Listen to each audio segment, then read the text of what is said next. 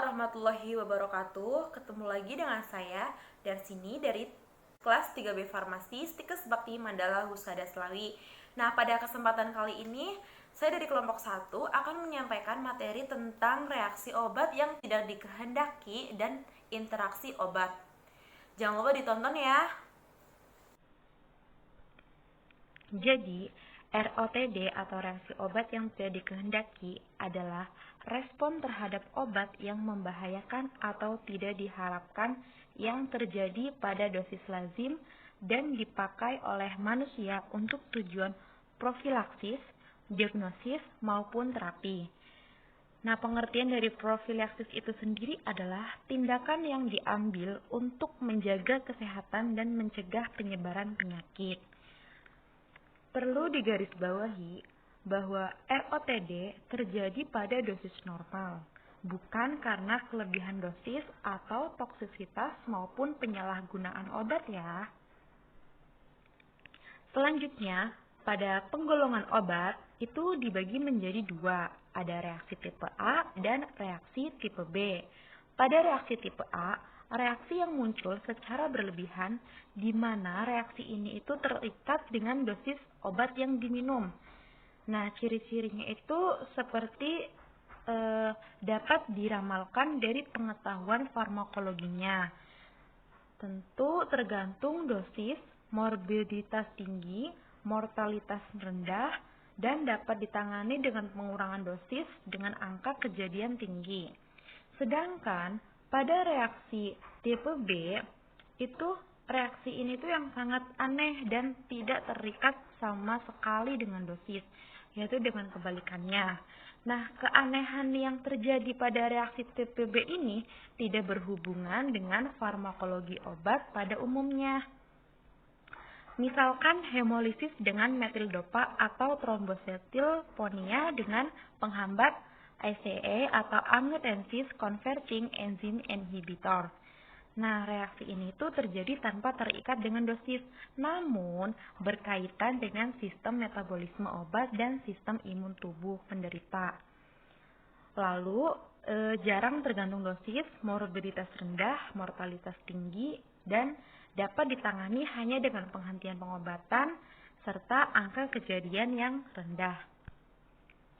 Selanjutnya, pada epidemiologi itu telah banyak penelitian yang dilakukan untuk mengamati kejadian ROTD pada pasien yang menjalani pengobatan. Secara rata-rata telah ditemukan bahwa 5% pasien yang masuk rumah sakit adalah karena ROTD. Nah, di samping itu, pada pasien yang dirawat di rumah sakit, 10-20% diantaranya mengalami ROTD selama menjalani perawatan. Akibatnya, dari mengalami ROTD tersebut, maka sekitar 50% dari pasien ini akan tinggal lebih lama di rumah sakit. Oke, kita ke selanjutnya di faktor-faktor yang mempengaruhi ROTD. Nah, di sini ada beberapa faktor ya teman-teman. Terdapat beberapa faktor yang dapat mempengaruhi terjadinya reaksi obat yang tidak diinginkan atau yang tidak dikehendaki, yaitu yang pertama ada polifarmasi, jenis kelamin. Pada jenis kelamin itu biasanya itu lebih sering terjadi pada wanita dibandingkan dengan pria. Namun, secara garis besar, di sini belum ada penjelasan tentang mengapa hal ini bisa terjadi. Nah, contohnya itu pada dalam praktek dapat dilihat bahwa wanita lebih cenderung mengalami ROTD akibat digoxin, captopril, dan heparin. Dan di samping itu, wanita lebih mudah mengalami kelainan sel darah bila menggunakan fenilbutazon dan chloramphenicol. Selanjutnya, faktor-faktornya itu kondisi penyakit yang diderita. Jadi, adanya penyakit lain yang menyertai dapat mempengaruhi respon obat dan munculnya ROTD secara bermakna melalui perubahan proses farmakokinetika atau kepekaan jaringan. Begitu. Selanjutnya, usia. Nah, biasanya pasien yang lanjut usia itu lebih rentan mengalami ROTD dibandingkan dengan pasien yang lebih muda. Dan hal ini dimungkinkan antara lain karena pasien lanjut usia lebih sering mendapatkan terapi obat. Namun, hal ini bukanlah salah satunya penyebab. Nah, faktor lain yang mempengaruhi terjadinya ROTD pada lanjut usia adalah perubahan farmakokinetika pada absorpsi, distribusi, metabolisme, dan ekskresi obat. Selanjutnya, ada ras dan polimorfisa genetika. Dan kriteria untuk mengidentifikasi ROTD, begitu ada gejala yang diduga sebagai ROTD, rincian tentang pengobatan pasien perlu juga dimiliki termasuk obat bebas dan obat bebas terbatas, serta obat tradisional. Ketika menanggapi gejala yang disampaikan oleh pasien, terdapat beberapa hal yang dapat ditanyakan dengan tujuan untuk mengidentifikasi apakah terdapat reaksi yang berkaitan dengan kemungkinan adanya ROTD. Nah, hal-hal tersebut adalah waktu, dosis, sifat permasalahan, pengalaman, penghentian atau keterulangan. Selanjutnya, kita bisa lihat dalam tabel pada penggunaan informasi untuk mengidentifikasi ROTD. Di sini itu kita pakai pendekatan algoritma yang dipakai oleh Pharmacist Food and Drug Administration Amerika Serikat untuk mengidentifikasi ROTD. Nah, jadi di sini pada tabel ini kalian bisa lihat sendiri di sini apakah gejalanya terikat dengan waktu pemakaian obat. Jika tidak, mungkin ada hubungan penyebabnya. Dan jika iya, apakah pengobatannya dihentikan? Itu secara berurutan sesuai dengan tabel yang tertera. Pencegahan dan penata laksanaan ROTD. Pada pencegahan, farmasis itu mempunyai peranan penting dalam mencegah terjadinya ROTD. Untuk itu diperlukan suatu pendekatan yang dapat dipakai untuk memeriksa secara teliti resep obat yang akan digunakan pasien, serta bagaimana sih farmasis dapat menanggapi gejala-gejala pada keluhan pasien. Di sini di sini tertera tabel mode pemeriksaan resep. Jadi buat pencegahan ada memeriksa keabsahan resep, peninjauan resep, status penyakit, adakah obat-obat yang memerlukan perhatian khusus, apakah obat sesuai dengan kelompok pasien ini, masalah klinis, kemungkinan terjadinya ROTD, diskusi dengan dokter, dan diskusi dengan pasien.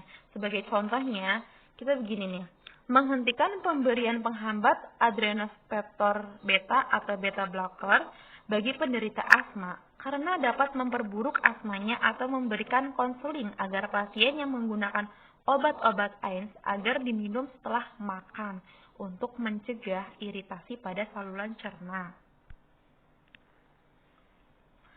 Nah, selanjutnya itu ada penanganannya. Penanganannya itu secara garis besar itu ada 3. Laporan kasus. Nah, misalnya itu sindroma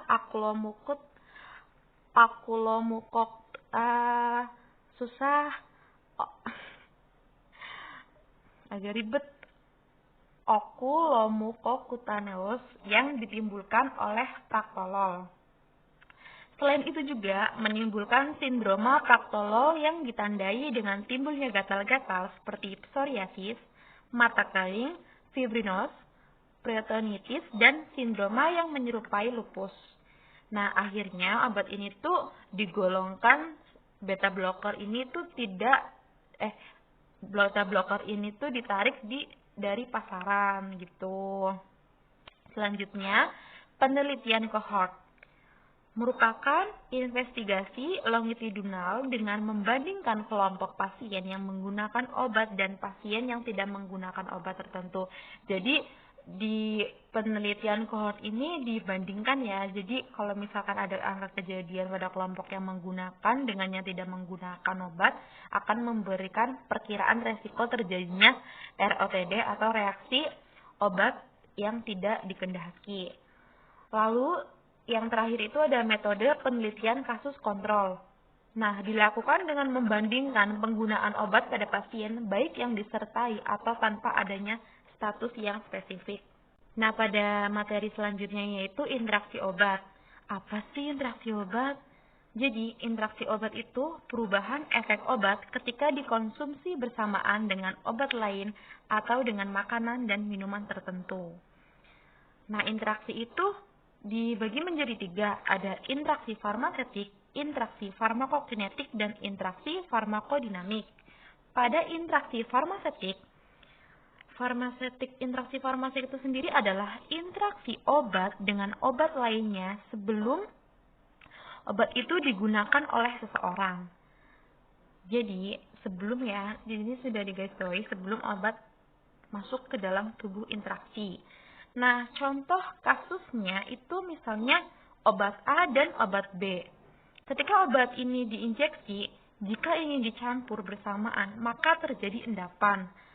Nah, dapat disimpulkan bahwa ada interaksi farmasetik yang disebabkan antara obat A dan obat B.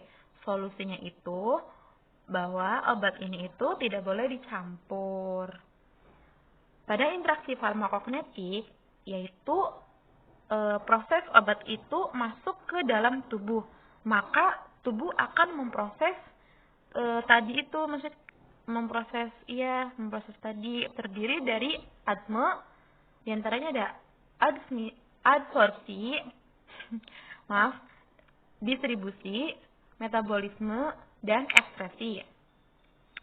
Pada tahap terjadinya di tahap A atau adsorpsi ini ya, misalnya antasida. Jenis seseorang menggunakan antasida, setelah itu dia menggunakan obat lain. Nah, antasida itu akan menghalangi absorpsi semua obat. Karena dia kan melapisi dinding lambung, maka dari itu obat itu tidak bisa bekerja karena terhalang absorpsinya antasida tadi. Nah, solusinya itu diberi jeda. Karena pengosongan lambung itu kan antara 3-4 jam. Jadi sebaiknya setelah perut kosong baru meminum obat yang lainnya, jenis lainnya. Dan pada tahap namun jika terjadi di tahap distribusi, metabolisme, dan ekspresi itu, maka interaksi tidak bisa dicegah. Jadi, kita kan juga sulit ya. Kita tidak bisa mengontrol proses yang ada di tubuh kita itu. Karena kan berhubungan dengan organ-organ dalam gitu ya. Solusinya itu adalah yang dapat kita lakukan itu hanya memonitoring efek dari obat itu tersebut gitu. Jadi di tahap DME atau distribusi metabolisme ekspresi itu tidak dapat dicegah, cuma bisa dimonitoring doang. Selanjutnya, pada interaksi farmakodinamik itu jadi interaksi ini tuh berikatan dengan efek obat di dalam tubuh. Nah, biasanya terikat dengan penghambatan inhibisi dari enzim metabolisme di hepar. Nah, interaksi ini juga bisa dicegah. Jadi, apa yang bisa kita lakukan hanya memonitoring efek dari obat tersebut ya. Contohnya itu yaitu sinergisme obat. Jadi apabila obat A dan obat B digunakan, maka efek dan dapat menimbulkan efek sinergisme begitu. Pada studi kasus RLTD ini ada studi kasusnya dengan Bapak PG. Baru-baru ini tuh didiagnosis menderita penyakit Parkinson. Dia telah meminum kapsul levodopa 120 mg sehari 3 kali selama 14 hari. Dan ia merasa sangat mual dan telah muntah sebanyak 3 kali selama beberapa hari terakhir. Gejala-gejala yang dirasakan Bapak PG hanya mengganggunya sehingga ia bertanya kepada Anda, apakah ia boleh menghentikan pengobatan tersebut? Nah, pertanyaannya di sini, Anda menduga Bapak PG mengalami reaksi obat yang tidak diinginkan. Apa yang sebenarnya terjadi pada ROTD yang dialami Bapak PG dan tindakan apa yang akan Anda sarankan pada dokter yang meresepi obat tersebut? Jadi jawabannya yaitu mual dan muntah sering terjadi sebagai ROTD pada terapi levodopa. Nah, hal ini terjadi sebagai hasil pembentukan dopamin di perifer. Dapat disarankan agar obat digunakan setelah makan dan dokter disarankan juga untuk meresepkan obat anti muntah. Dokternya pun kemudian menyarankan untuk memberi tablet prochlorperazine untuk mengobati mualnya. Bagaimana reaksi Anda? Nah, prochlorperazine dapat memperburuk gejala-gejala Parkinsonisme. Nah, efek sampingnya itu meliputi gejala-gejala ekstrapiramidal dan penggunaan yang lama. Kadang-kadang menyebabkan tardive dyskinesia. Nah, domperidone merupakan obat pilihan untuk mual dan muntah yang dipicu oleh levodopa. Thanks for watching guys, semoga video kali ini bermanfaat untuk teman-teman semua. Dan sedikit penjelasan tentang ROTD atau reaksi obat yang tidak dikehendaki dan interaksi obat bisa dipahami